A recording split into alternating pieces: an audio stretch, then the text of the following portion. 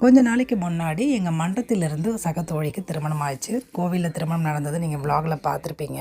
நம்ம மன்றத்துக்கு இன்றைக்கி வரவழைச்சி சின்னதாக ஒரு கெட் டுகெதர் மாதிரி கொடுக்கலாம், அப்படியே அவங்கள வாழ்த்தலாம் அப்படின்னு சொல்லி எங்கள் ஆசிரியர் வந்து வரவழைச்சாங்க. எல்லாரையுமே வரவழைச்சாங்க. அவங்களுக்காக நாங்கள் வந்து கொடுக்க வச்சுருந்த ஒரு சின்ன ஒரு உபசரிப்புன்னு வச்சுக்கோங்களேன். ஸோ வீட்டிலேருந்து யாரும் எதுவும் கொண்டு வர தேவையில்ல, நானே ரெடி பண்ணிக்கிறேன்னு சொன்னாங்க. இருந்தாலும் எங்கள் மனசை கேட்காம நம்ம வீட்டில் வந்து கருப்பு கவனி விளைஞ்சு இருக்குது, சரி அந்த அரிசியை வச்சு நம்ம ஏதாவது இனிப்பு மாதிரி பொங்கல் செய்யலாமேன்னு இனிப்பு பொங்கல் செஞ்சு எடுத்துகிட்டு போனேன். நான் மட்டும் தான் எடுத்துகிட்டு போனேன் அப்படின்னு பார்த்தா மிச்சம் இருந்த 2 பேரும் ஒருத்தவங்க கேசரி, இன்னொருத்தவங்க சுயம்னு செஞ்சு எடுத்துகிட்டு வந்தாங்க. அதுக்கப்புறம் சமோசா, காஃபின்னு வந்தவங்களை வந்து உபசரித்து கூடவே சூப்பராக வாழ்த்தி அவங்களுக்கு புத்தாடையை எடுத்து கொடுத்தாச்சு.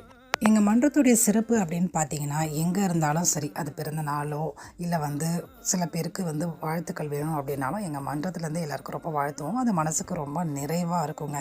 ஸோ இப்படி தான் அன்றைக்கி டே போச்சு. இந்த மினி விளாக் பிடிச்சிருந்தா நம்ம சேனலை சப்ஸ்கிரைப் பண்ணி லைக் அண்ட் ஷேர் பண்ணிவிடுங்க. நாளைக்கு இன்னொரு மினி விளாக்ல பார்க்கலாம்.